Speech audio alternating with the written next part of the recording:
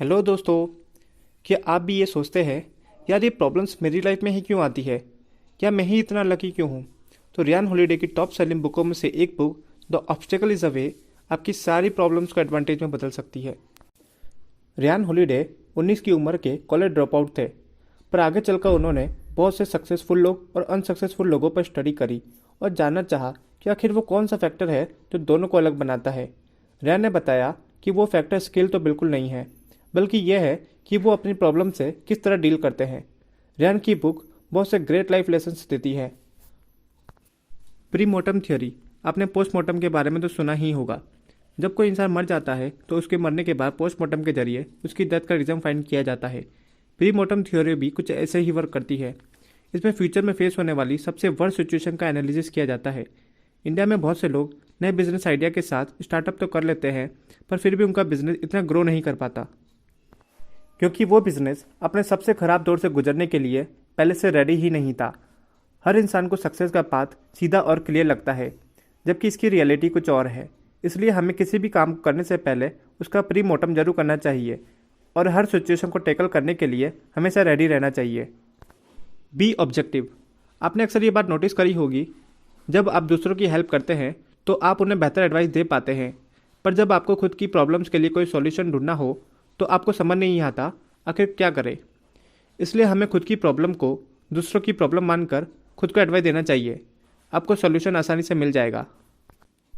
Control your emotions, emotion एक natural human behaviour है। इसलिए हम पर जब भी कोई प्रॉब्लम आती है तो हम पैनिक करने लगते हैं। इससे होता यह है कि हम प्रॉब्लम से बाहर निकलने के बजाय और प्रॉब्लम्स क्रिएट कर देते हैं।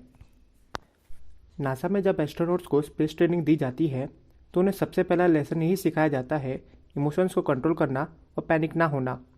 एस्ट्रोनॉट्स जॉन ग्लेन, जिन्होंने पूरी धरती का चक्कर काटा था, उन्हें भी इस प्रकार ट्रेन किया गया था कि वे अपनी हार्ट रेट को 100 बीट्स पर मिनट के अंदर रख पाए, जिसके कारण ही वे अपने मिशन में सफल हो पाए। Focus on what we can control, हमारे साथ जो भी इंसिडेंट होते हैं वो मेनली दो टाइप के होते हैं। नंबर फर्स्ट, इनवर्ड, जिन्हें हम कंट्रोल कर सकते हैं, जैसे हमारे इमोशंस, जजमेंट, क्रिएटिविटी, पर्सपेक्टिव और भी बहुत कुछ। नंबर सेकंड, आउटवर्ड, जिन्हें हम कंट्रोल नहीं कर सकते, जैसे दूसरों के इमोशंस, एक्सीडेंट्स, दूसरों की थिंकिंग एट्सेट्रा। एक दिन एक आदमी एडिसन के पास भागते हुए आया और उसने बताया कि उनकी लैब में आग लग चुकी है। उनके सारे बल्ब्स के प्रोटोटाइप्स, नोट्स, थ्योरीज सब जलकर खाक हो चुके हैं।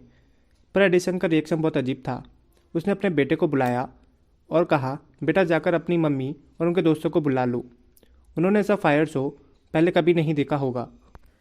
एक्सेप्ट योर सेल्फ, अगर आपको भी यही लगता है कि आप में कोई कमी है और उस वजह से आप दूसरों से पीछे हैं, तो आपको ये पता होना चाहिए हेलन केलर डेफ और ब्लाइंड दोनों थी। उन्होंने इस बात को एक्सेप्ट किया और हेलन केलर पहली ऐसी महिला है जिन्होंने डेफ और ब्लाइंड होने के बावजूद भी बैचलर ऑफ आर्ट्स की डिग्री हासिल करी है। यहाँ तक कि एडिसन भी एक कान से टोटली डेफ थे।